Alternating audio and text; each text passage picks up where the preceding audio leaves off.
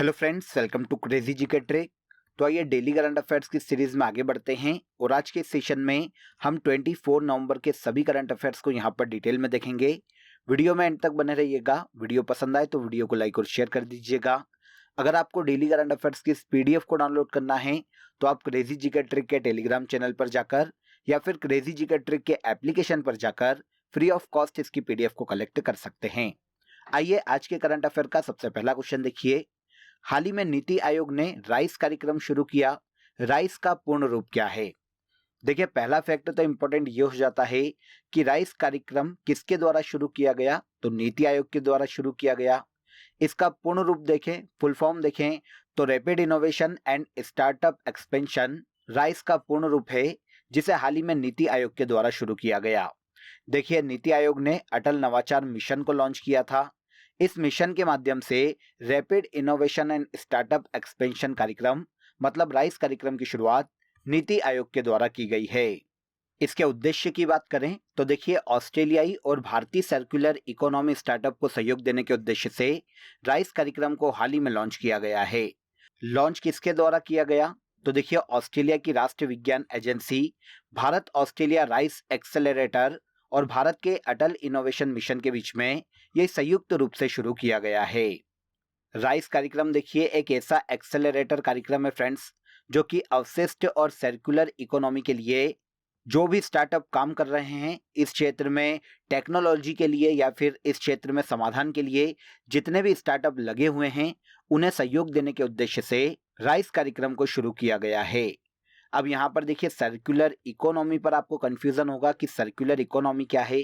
तो देखिए, ऐसे उत्पादन या फिर उपभोग का एक मॉडल है जिसमें उत्पादों को इस तरह से डिजाइन किया जाता है कि उन्हें बार बार यूज में लाया जा सके और बार बार यूज में लाए जाने के कारण उसका मूल्य भी अधिकतम डिसाइड किया जा सके।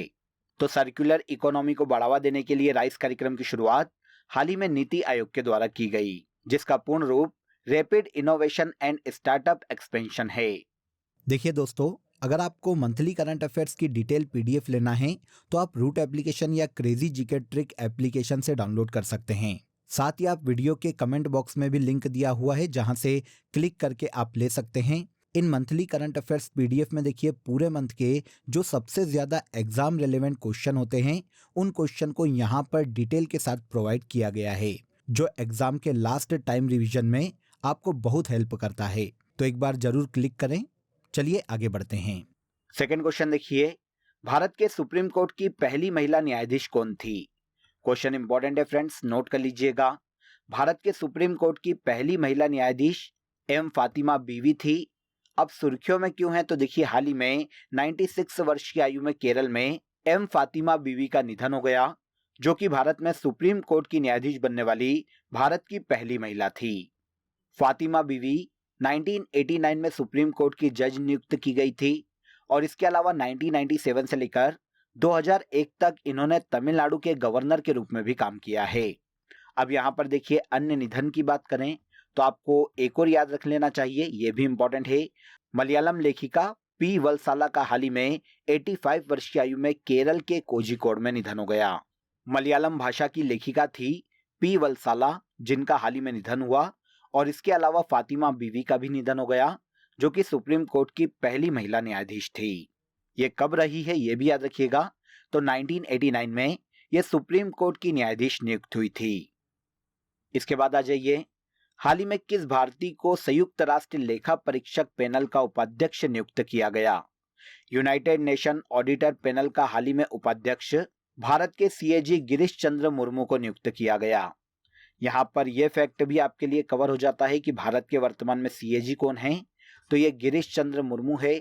भारतीय संविधान के आर्टिकल 148 में सीएजी के पद का उल्लेख किया गया है। सीएजी के पद पर वर्तमान में गिरीश चंद्र मुर्मू है, जिन्हें 2024 तक के लिए यूनाइटेड नेशन ऑडिटर पैनल का उपाध्यक्ष नियुक्त किया गया। हाल ही में इन्होंने 20-21 नवंबर 2023 को न्यूयॉर्क में यूनाइटेड नेशन मुख्यालय में आयोजित एक्सटर्नल ऑडिटर्स पैनल के 63वें सत्र में भाग लिया था और इसी के तहत इन्हें यूनाइटेड नेशन ऑडिटर्स पैनल का हाल ही में उपाध्यक्ष नियुक्त किया गया। इसके अलावा देखिए, डब्ल्यूएचओ के बाहरी लेखा परीक्षक मतलब एक्सटर्नल ऑडिटर के रूप में भी इन्हें मई 2023 में चुना गया था और WHO के अलावा खाद्य और कृषि संगठन के लिए 2020 से 2025 तक के लिए, अंतर्राष्ट्रीय परमाणु ऊर्जा एजेंसी में 2022 से 2027 तक के लिए और रासायनिक हथियारों के निषेध संगठन के लिए 2021 से लेकर 2023 तक के लिए इन्हें एक्सटर्नल ऑडिटर नियुक्त किया जा चुका है। और अब यूनाइटेड नेशन के ऑडिटर पैनल का भी इन्हें हाल ही में उपाध्यक्ष नियुक्त किया गया। अब यूनाइटेड नेशन ऑडिटर पैनल की बात करें फ्रेंड्स, तो ये यूनाइटेड नेशन के जितने भी ऑर्गन है फ्रेंड्स, उनके फाइनेंस और परफॉर्मेंस के ऑडिट का काम करने वाली संस्था है, जिसकी स्थापना 1946 में की गई थी और वर्तमान में इसकी मेंबर कंट्रीज की संख्या 12 है। हमारा question United nation auditor panel के उपाध्यक्ष से था, तो ये भारत के सीएजी गिरीश चंद्र मुर्मू को चुना गया। पैरा एशियाई तीरंदाजी चैंपियनशिप 2023 में पदक तालिका में भारत कौन से स्थान पर रहा? पहले देखिए ये जान लेते हैं कि पैरा एशियाई तीरंदाजी चैंपियनशिप का आयोजन कहां पर किया गया। तो हाल ही में 2023 में इसका आयोजन थाईलैंड के बैंकॉक में किया गया, जिसमें देखिए पदक तालिका में भारत पहले स्थान पर रहा है। भारत ने इस चैंपियनशिप में टोटल 9 मेडल अपने नाम किए। इन 9 मेडल में से 4 मेडल गोल्ड है, 4 सिल्वर है और 1 ब्रॉन्ज मेडल है। इस तरह से 9 मेडल जीतकर भारत पैरा एशियाई तीरंदाजी चैंपियनशिप में पदक तालिका में पहले स्थान पर है। इसके बाद दूसरे स्थान पर दक्षिण कोरिया है, जिसने इस चैंपियनशिप में टोटल 5 मेडल अपने नाम किए। अब यहाँ पर देखिए जो गोल्ड मेडल विनर हैं उनको हम एक बार यहाँ पर डिस्कस कर लेते हैं। तो पैरा एशियाई तीरंदाजी चैंपियनशिप में कंपाउंड मेन ओपन टीम में राकेश कुमार और सूरज सिंह ने गोल्ड जीता।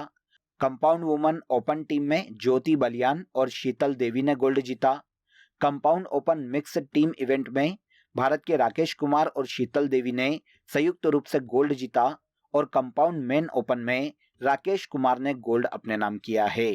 इस तरह से 4 गोल्ड मेडल के साथ टोटल 9 मेडल पैरा एशियाई तीरंदाजी चैंपियनशिप 2023 में इंडिया ने अपने नाम किए और मेडल टेली में इंडिया पहले स्थान पर रहा है। इस चैंपियनशिप का आयोजन भी याद रखिएगा, थाईलैंड की राजधानी बैंकॉक में किया गया। नेक्स्ट क्वेश्चन देखिए, 16वीं विश्व वुशु चैंपियनशिप में भारत ने कुल कितने मेडल जीते? तो 16वीं विश्व वुशु चैंपियनशिप में भारत ने टोटल 3 मेडल अपने नाम किए हैं फ्रेंड्स, जिसमें से 1 सिल्वर मेडल है और 2 ब्रॉन्ज मेडल है। आयोजन कहां पर किया गया इसकी बात कर लेते हैं। तो 16वीं विश्व वुशु चैंपियनशिप 2023 में अमेरिका के टेक्सास में आयोजित की गई और जैसा कि अभी मैंने आपको बताया, इस चैंपियनशिप में भारत ने वुशु में टोटल 3 मेडल अपने नाम किए, जिनमें से 1 सिल्वर मेडल और 2 ब्रॉन्ज मेडल है। यहाँ पर मेडल टेली भी देख लीजिए। 16वीं विश्व वुशु चैंपियनशिप में चाइना पहले स्थान पर रहा, जिसने टोटल 15 मेडल अपने नाम किए। इनमें से 15 की 15 गोल्ड मेडल है। सेकंड पर वियतनाम है, जिसने 11 मेडल अपने नाम किए, जिनमें से 5 गोल्ड है। और तीसरे पर आता है मकाऊ, जिसने 11 मेडल जीते, इनमें से 5 मेडल गोल्ड है। इंडिया देखिए 16वीं विश्व वुशु चैंपियनशिप 2023 में पदक तालिका में 18वें स्थान पर है। 3 मेडल में से इंडिया ने 1 सिल्वर और 2 ब्रॉन्ज मेडल अपने नाम किए हैं। अब यहाँ पर देखिए मेडल जीतने वाले खिलाड़ी की भी बात कर लेते हैं। तो रोशिबिना देवी ने देखिए 60 किलोग्राम भार वर्ग में सिल्वर मेडल अपने नाम किया। इसके अलावा भारत के कुशल कुमार ने पुरुषों के 48 किलोग्राम सांडा वर्ग में ब्रॉन्ज मेडल अपने नाम किया। भारत की छवि ने महिलाओं के 48 किलोग्राम भार वर्ग में ब्रॉन्ज मेडल ही जीता है। तो इस तरह से भारत ने 16वीं विश्व वुशु चैंपियनशिप, जिसका आयोजन अमेरिका के टेक्सास में किया गया, टोटल 3 मेडल अपने नाम किए। इनमें से 1 सिल्वर और 2 ब्रॉन्ज मेडल है और भारत मेडल टेली में 8वें स्थान पर रहा है। अब इस चैंपियनशिप की बात कर लेते हैं फ्रेंड्स। तो इसका आयोजन देखिए 2 साल में एक बार किया जाता है। आयोजन करवाने वाली संस्था अंतर्राष्ट्रीय वुशु महासंघ है और इस चैंपियनशिप की शुरुआत 1991 में की गई थी। 2023 में इसके 16वें संस्करण का आयोजन अमेरिका के टेक्सास में किया गया। इसके बाद हाल ही में IISR ने किस फसल की किस्म चंद्रा को विकसित किया है? देखिए यहाँ पर IISR की बात करें तो ये भारतीय मसाला अनुसंधान संस्थान है फ्रेंड्स। काली मिर्च की नई किस्म चंद्रा को विकसित किया है। आंसर ए हो जाएगा। भारतीय मसाला अनुसंधान संस्थान के मुख्यालय की बात करें तो ये केरल के कोझिकोड में स्थित है। भारतीय मसाला अनुसंधान संस्थान ने काली मिर्च की एक नई किस्म विकसित की है फ्रेंड्स, जिसे चंद्रा नाम दिया गया। ये काली मिर्च की अभी तक उपस्थित सभी किस्मों में सबसे ज्यादा उपज देने वाली किस्म है। इसे अलग अलग दो काली मिर्च की किस्म को मिलाकर बनाया गया, जिसमें से एक चोलामुंडी है और दूसरी थामन कोड़ी है। इन दोनों की क्रॉसिंग विकसित एक नई किस्म बनाई गई, जिसे चंद्रा नाम दिया गया। अब यहाँ पर काली मिर्च के 3 शीर्ष उत्पादक स्टेट देख लेते हैं। तो पहले पर आता है कर्नाटक, जो कि भारत में काली मिर्च का सबसे ज्यादा उत्पादन करता है। सेकंड पर केरल है और तीसरे पर तमिलनाडु है। इससे आपको ये पता चल जाता है कि भारत में काली मिर्च या मसाले दक्षिण भारतीय राज्यों में उत्पादित किए जाते हैं। स्पेशली ब्लैक पेपर की बात की गई है तो यह पहले नंबर पर सबसे बड़ा उत्पादक राज्य कर्नाटक है। भारतीय मसाला अनुसंधान संस्थान के द्वारा चंद्रा नई किस्म विकसित की गई, जो कि काली मिर्च की किस्म है। 8वां इंडिया वाटर इम्पैक्ट समिट का इनॉग्रेशन किसके द्वारा किया गया? तो 8th India water impact summit का इनॉग्रेशन भारत के सड़क परिवहन मंत्री नितिन गडकरी के द्वारा किया गया। आयोजन कहां पर किया गया, इसकी बात करें तो 8th India water impact summit का आयोजन दिल्ली के डॉक्टर अंबेडकर अंतर्राष्ट्रीय केंद्र में किया गया, जिसका इनॉग्रेशन भारत के केंद्रीय सड़क परिवहन और राजमार्ग मंत्री नितिन गडकरी के द्वारा किया गया। अब देखिए, इनॉग्रेशन तो नितिन गडकरी के द्वारा किया गया, लेकिन आयोजनकर्ता की बात करें, ऑर्गेनाइजर की बात करें तो राष्ट्रीय स्वच्छ गंगा मिशन और गंगा नदी बेसिन प्रबंधन और अध्ययन केंद्र, जिसे सी गंगा के नाम से जाना जाता है, इन दोनों संस्थाओं के द्वारा संयुक्त रूप से 8th India water impact summit का आयोजन हाल ही में नई दिल्ली में किया गया। Development with land, water and reverse इस सम्मेलन की थीम है। और उद्देश्य की बात करें तो भारत का जितना भी वाटर सेक्टर है, वाटर एरिया है, वहां पर जितनी भी चुनौतियां हैं अलग अलग सेक्टर में, अलग अलग उद्योगों में, उन चुनौतियों के लिए और उनसे रिलेटेड अवसरों के समाधान के लिए साइंटिस्ट, एक्सपर्ट, गवर्नमेंट रिप्रेजेंटेटिव को एक मंच प्रदान करने के लिए इस समिट का आयोजन किया जाता है। तो 8th India water impact summit का आयोजन कहां हुआ? नई दिल्ली में। इनॉग्रेशन किसके द्वारा किया गया, यह इंपॉर्टेंट है। तो भारत के सड़क परिवहन मंत्री नितिन गडकरी ने हाल ही में इस समिट का इनॉग्रेशन नई दिल्ली में किया है। इसके बाद आगे आ जाइए। आसियान भारत श्री अन्न महोत्सव 2023 का आयोजन कहां किया जा रहा है? तो आसियान भारत श्री अन्न महोत्सव 2023 का आयोजन इंडोनेशिया में किया जा रहा है। इंडोनेशिया के जकार्ता में इस महोत्सव का हाल ही में आयोजन शुरू हुआ। उद्देश्य की बात करें तो इंडिया और आसियान के जितने भी सदस्य देश हैं, उनके मध्य में पोषक अनाज या फिर उससे रिलेटेड जितने भी अन्य प्रोडक्ट हैं, उनके बारे में जागरूकता बढ़ाना और जितना भी मिलेट्स है उनके बाजार को तैयार करना सभी देशों के मध्य में इस श्री अन्न महोत्सव का मुख्य उद्देश्य है। तो याद रखिएगा, भारत आसियान श्री अन्न महोत्सव 2023 का आयोजन इंडोनेशिया के जकार्ता में किया जा रहा है। अब यहाँ पर देखिए, आसियान के बारे में आपने काफी बार सुना होगा। ये दक्षिण पूर्वी एशियाई देशों का एक संगठन है फ्रेंड्स, जिसकी स्थापना 1967 में की गई थी और इंडोनेशिया के जकार्ता में ही इसका हेडक्वार्टर है। वर्तमान में इस संगठन में 11 मेंबर कंट्री है। सबसे आखिरी में या सबसे नई 2023 में तिमोर लेस्ते आसियान की सदस्य कंट्री बनी थी। दक्षिण पूर्वी एशियाई देशों में शांति स्थापित करना, आपसी सहयोग को बढ़ावा देना और किसी भी बाहरी शक्ति से इन समूह देशों को प्रोटेक्ट करना इस संगठन का मुख्य उद्देश्य है। वन विजन, वन आइडेंटिटी और वन कम्युनिटी आसियान का आदर्श वाक्य है। यहाँ पर आपके लिए सभी क्वेश्चन इंपॉर्टेंट थे, सभी फैक्ट इंपॉर्टेंट थे, क्योंकि इंटरनेशनल ऑर्गेनाइजेशन से हर एग्जाम में हमें क्वेश्चन देखने को मिलते हैं। इसलिए याद रखिएगा, जितने भी इंटरनेशनल ऑर्गेनाइजेशन में आपको बताता हूँ डेली करंट अफेयर में, उसे नोट करते चलिए और उससे रिलेवेंट जो डिटेल है उसको आप सर्च भी कर सकते हैं। छोटी छोटी इन्फॉर्मेशन को कलेक्ट कीजिए, एक प्रॉपर नोट्स बनाइए, ताकि एग्जाम टाइम में आप क्विक रिवाइज कर सकें, ताकि एग्जाम में अगर इससे रिलेटेड क्वेश्चन आते हैं तो आप उन्हें लगा पाएं। नेक्स्ट क्वेश्चन, चर्चा में रही दुनिया की पहली ट्रांसजेंडर क्रिकेट खिलाड़ी डेनियल मैकगेही किस देश की क्रिकेट टीम से संबंधित है? तो देखिए, पहला फैक्ट आपके लिए ये इंपॉर्टेंट है कि डेनियल मैकगेही दुनिया की पहली ट्रांसजेंडर क्रिकेट खिलाड़ी है। इनकी बात करें तो ये कनाडा क्रिकेट टीम से संबंधित है। आंसर कनाडा हो जाएगा। सुर्खियों में क्यों आ गई? तो देखिए, हाल ही में आईसीसी, जो कि पूरे वर्ल्ड में क्रिकेट खेलों का आयोजन करवाने वाली सबसे बड़ी अंतर्राष्ट्रीय संस्था है, इसने विश्व में ट्रांसजेंडर क्रिकेट खिलाड़ियों पर प्रतिबंध लगा दिया। एक बहुत ही कंट्रोवर्शियल डिसीजन है फ्रेंड्स, लेकिन आईसीसी का कहना है कि पूरे वर्ल्ड में जो महिला क्रिकेट टीम की महिला खिलाड़ी है, उनकी अखंडता बनाए रखने के लिए, उन्हें प्रोटेक्ट करने के लिए इस प्रकार का डिसीजन लिया गया है।